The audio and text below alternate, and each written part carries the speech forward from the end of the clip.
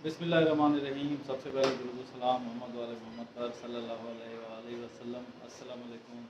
तो ये आज फाइनली मैंने सोलर इन्वर्टर लगवा लिया अल्हम्दुलिल्लाह। तो उधार तो काफ़ी हो गया है और अब ज़ाहिर है ये बच्चों की ज़रूरत की चीज़ है।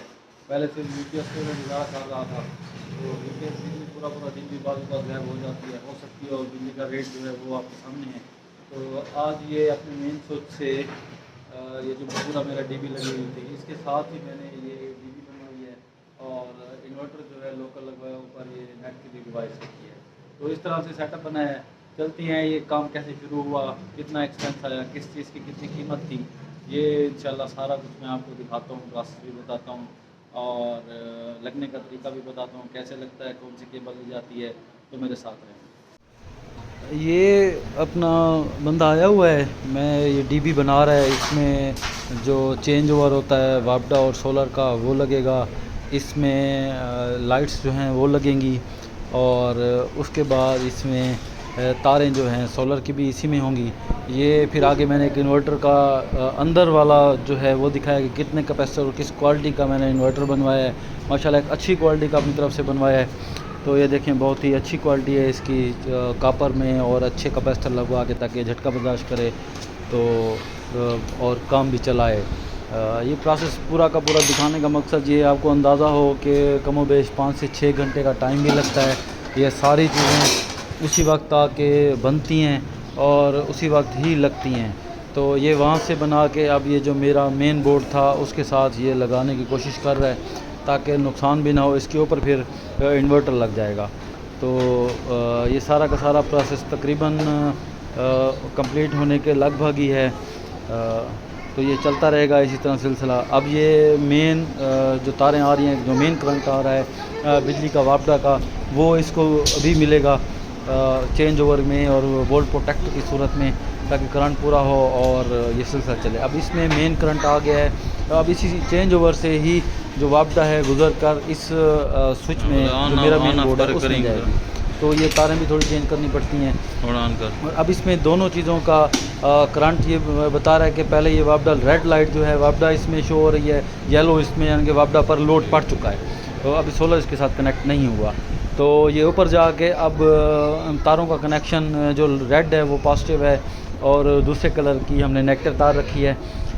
इनमें तमाम जितनी प्लेटें हैं इनमें सीरीज़ करंट चलता है। सीरीज़ से मुराद एक का दूसरी के साथ, दूसरी का तीसरी के साथ, तीसरी का चौथी, पांचवी, छठी, सातवीं, और एक का पॉजिटिव और एंड वाली का नेगेटिव लेके लगाया जाता है। ये पाइप और पाइपिंग सारी हो के यहाँ तक तारें पहुँची हुई हैं और आगे फिटिंग दिखाता हूँ। अभी सारी फिटिंग बड़ी नफासत से, बड़ा बेहतरीन तरीके से इसकी फ़िटिंग की माशाल्लाह।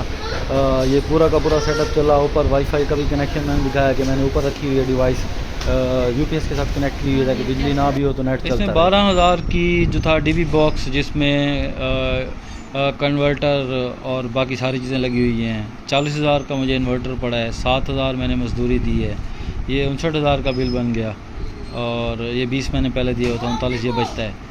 एक 60 की प्लेटें आई हैं, 7 प्लेटें कैनेडियन सोलर की, 47,000 का स्टैंड और उसका सारा सामान और ये मुकम्मल फिटिंग के साथ हुआ है।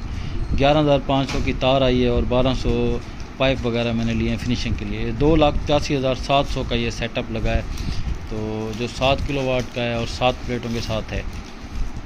अच्छा, तरीक़ेकार इसका ये पाइप से सोलर ऊपर प्लेट से जो करंट है वो आ रहा है इस ब्रेकर में। ये बल्गारिया का इंटरनेशनल जो कंपनी का ये ब्रेकर है, अच्छा लगवाना पड़ता है इस ब्रेकर से ताकि कमी बेची हो तो ये ट्रिप हो जाए। पहली सेफ्टी यहाँ है।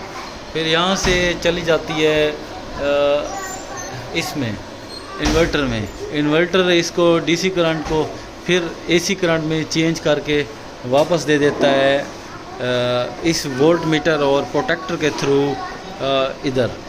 तो ये अब इस टाइम 2 यानी कि ग्रीन लाइट, ये अब सोलर पे काम चल रहा है। सोलर पे एट ए टाइम, अब क्योंकि शाम हो चुकी है, फ्रिज और घर का सारा लोड है तकरीबन 2.8 लोड 2.8 एम्पेयर में अब चला रहा हूँ। तो एसी नहीं चल रहा है इस टाइम।